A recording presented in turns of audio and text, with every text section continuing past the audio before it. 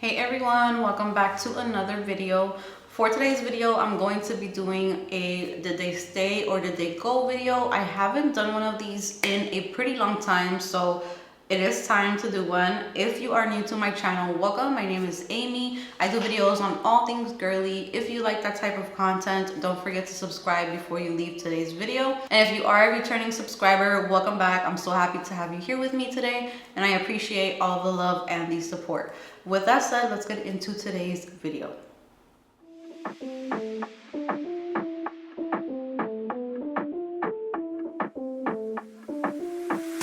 Okay guys, so let's get right into the video. Before I get started, if you have never seen one of these videos, this is a series that I have on my channel where I revisit a haul that I did on my channel in the past, and I update you guys to let you guys know if I kept the fragrances, if I decluttered them, kind of like giving you an update after pretty much a year has gone by, and that way you know how I feel about those fragrances, because first impressions are never a good way to tell someone if you love a fragrance or not, because you can wear it 3 or 4 times and you end up hating the fragrance, or your nose changes. There's so many different things that can happen. So I feel like doing an update video is important because I've had enough time to really get to know the fragrances. So I'm going to be putting the original haul somewhere up here on the screen, as well as a link if you want to watch the video before you watch the update. You're more than welcome to do so. So let's go ahead and let's get started.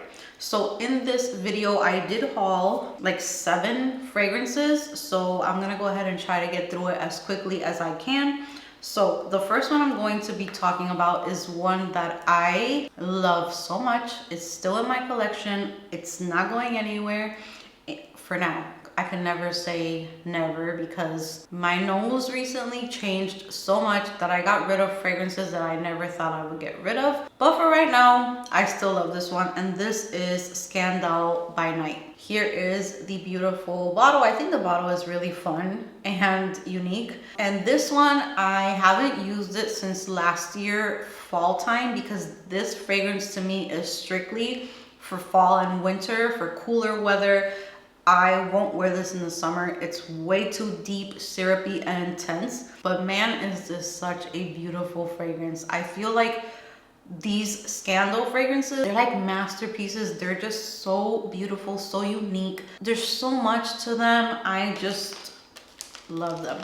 So what I like about Scandal by Night is that this is the fragrance that kind of opened the door for me to start enjoying cherry and fragrances, because before I got this one, I couldn't stand cherry. Like I didn't like the cherry note. And then once I wore this fragrance, I started to really love cherry. I started to look for it in other fragrances. This has a lot of beautiful notes in here. There's honey in here. There's cherry, there's pear, there is tonka bean, there is vanilla, you have musk, sandalwood, patchouli, orange blossom, citruses, bitter orange. It's literally like so many intoxicating notes all wrapped up into one fragrance. This is super sexy to me. Oh, I haven't sniffed that in months because it's been so hot. Oh my god, this is beautiful. I feel like it might be too much for some people. I feel like it might be too intense, that cherry and that honey and everything. It's like very syrupy, very thick in texture, but it's so gorgeous. It's so gorgeous. Now with this one, I wouldn't go crazy over spraying, because you can definitely knock someone out with this. Like I would probably do like 4 to 5 sprays. Maybe keeping it at 4. But, and of course I always do like 1 spray on my wrist, because I like to enjoy my fragrances and sniff them all day long. But this is just so beautiful. The honey in here, it's very deep and it's like seductive. It's intriguing. It's kind of mysterious, and the cherry adds even more to that. And I love how they named it Scandal by Night, because that's a perfect name. So you can picture Scandal, which is thick, it's honey, it's syrupy, but somehow you can pull it off during the day. I have worn that one to dinner in the evening and I've been totally fine. This, on the other hand, I won't wear in the daytime. I would save this for nighttime, for evening time events, fall and winter. That's kind of like when I enjoy this fragrance the most. So I haven't smelled it in so long, but it's still in my collection. I love it, and it is a beast. I feel like it performs so amazing. It lasts forever. It's one of those fragrances that actually last on my skin, and you just don't need a lot of this. And that cherry, when everything starts settling down, I feel like the cherry is still there. So you're going to get the cherry for a really long time on this one, and that honey. Those are like the two most prominent notes in this fragrance. So up next, I'm going to talk about a fragrance that I did declutter from my collection. I gave it to my mom when she came to visit me. And it is a fragrance that I wore, I would say back in like 2015, 16-ish, around there. I wore it at that time. My perfume collection was about like no more than 10 bottles. I have very vivid memories of those fragrances that I wore because I didn't have a huge collection. So the fragrance that I am talking about is by Balenciaga, and it is Flora Botanica, which I think it has been discontinued, but that is a super aromatic type of fragrance, and it also has rose in it, but to me it was kind of like a dry rose. It also had mint in the opening, so it was kind of like very cooling and refreshing and very different from any other fragrances that I owned.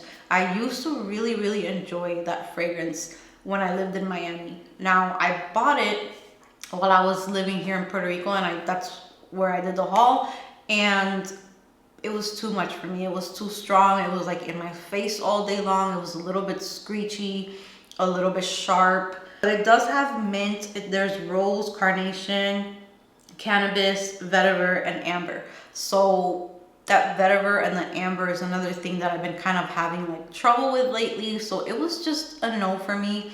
I still don't think that it's a horrible fragrance. I gave it to my mom. My mom enjoys it. But I feel like it just, I don't know. I wasn't feeling it anymore. So that one is no longer in my collection. I still think that it is a really nice fragrance to at least try out. And if you can get your hands on a full bottle, I would if you like it, because I think that it's discontinued and it's pretty hard to find now.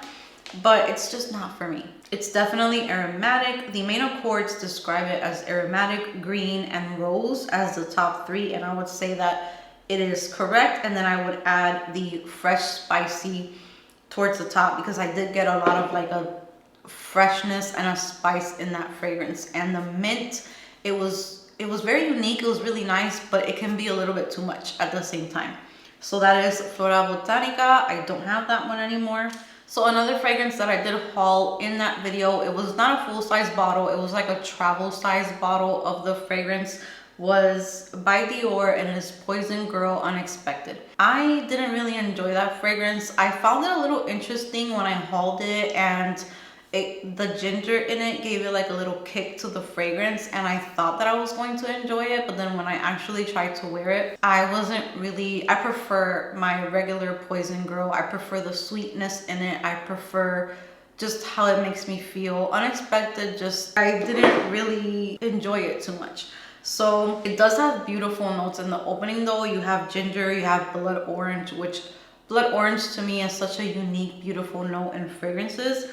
There's lemon, and then you have damask rose, vanilla, tonka bean, hazelnut, and cashmere. So it is a really nice interpretation of Poison Girl, but I feel like that spiciness, and you guys know that ginger has like a very unique particular scent, and I do enjoy ginger in other fragrances, but for some reason I felt like it didn't like go well with Poison Girl. So I don't have that travel size anymore. Okay, next up, I do have this fragrance, and this is Twilly de Hermes.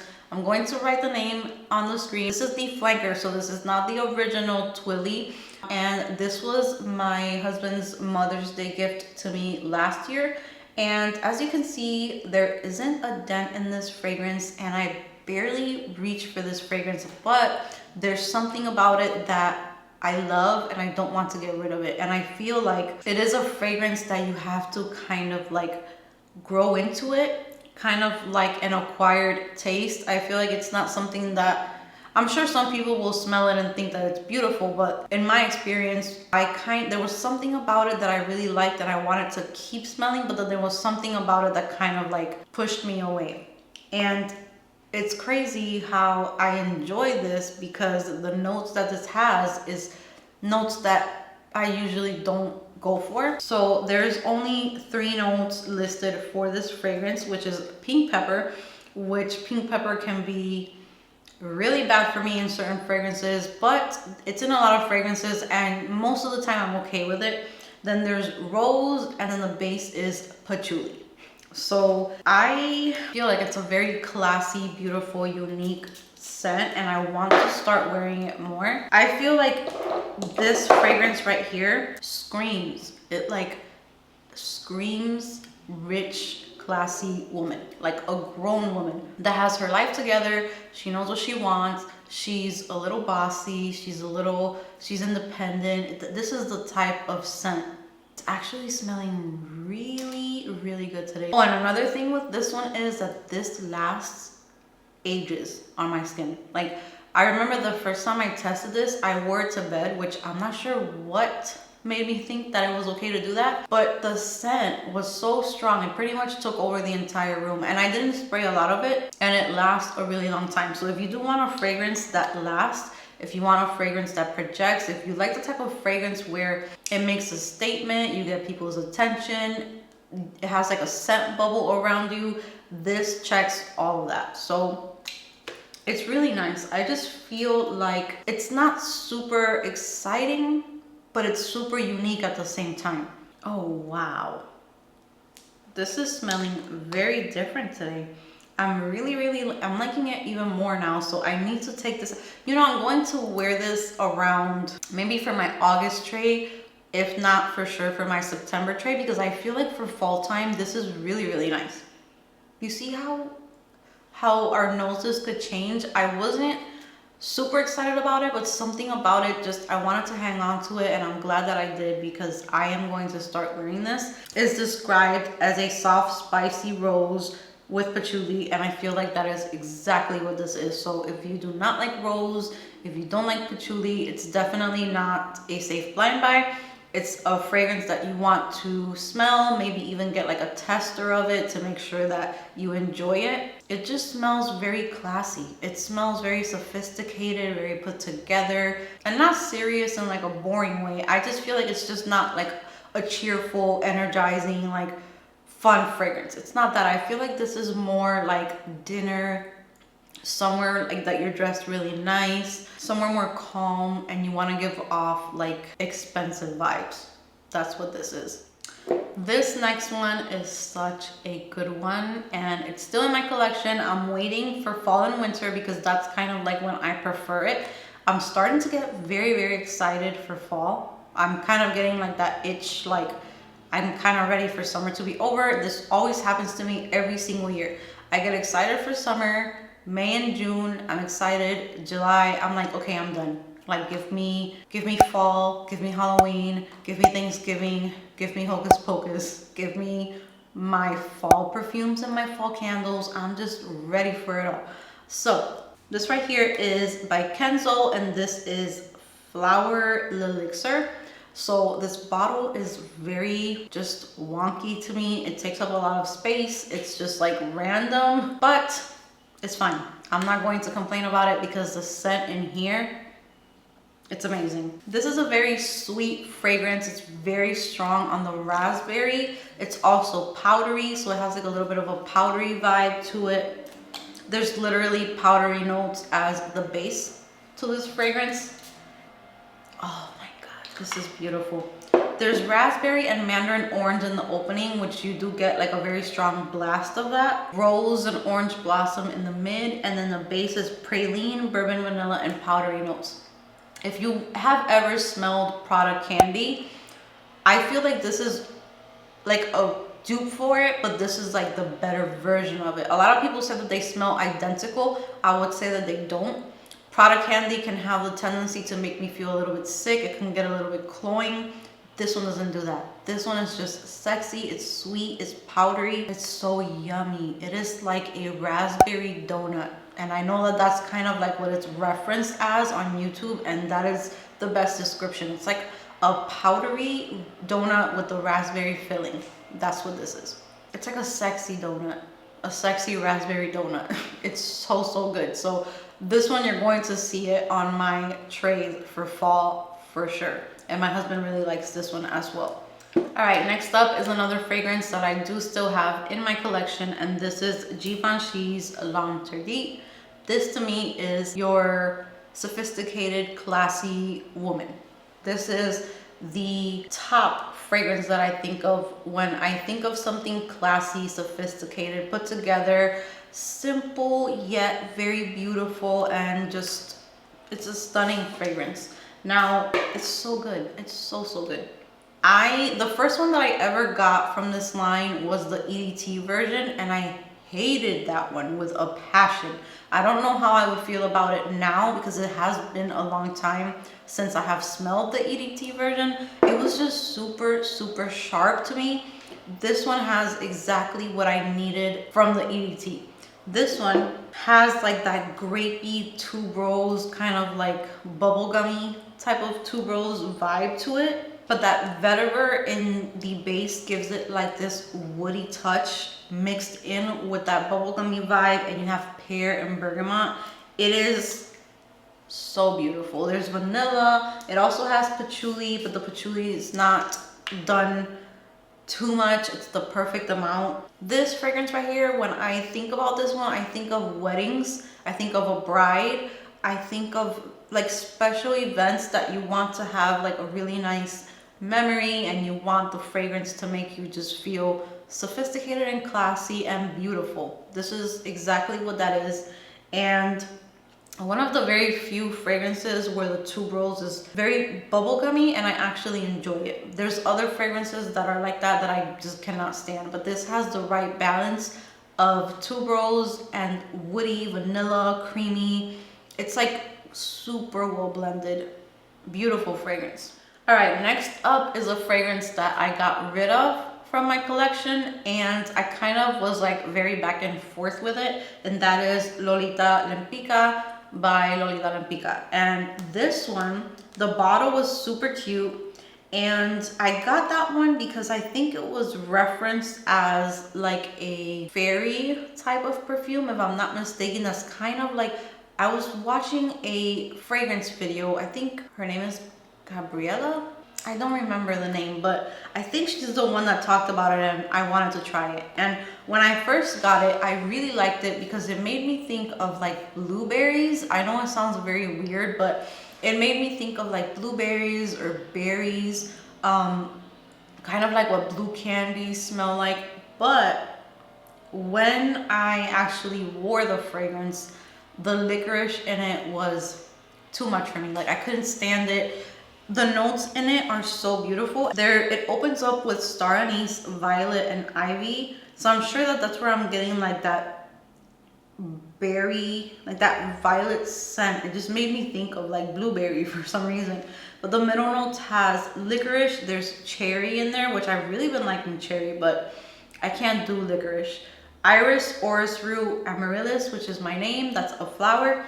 And then the base notes are vanilla, praline, tonka bean, white musk, and vetiver. I feel like all of those notes are so beautiful, but that licorice just kind of takes over the scent for me, and it kind of messed it up for me. Licorice just, it's a very hard note for me to describe. I don't even know how to describe it. I just know that it bothers me, and I'm not a fan of it. So, you guys, I keep talking and I'm waving my hands, and this one, it's beast mode. It's a beast. The projection is insane.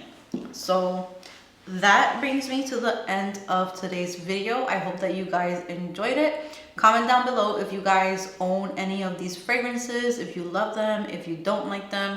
I can't wait to hear from you guys. Give this video a big thumbs up if you enjoyed it. Subscribe if you haven't subscribed, and I will see you guys in my next video.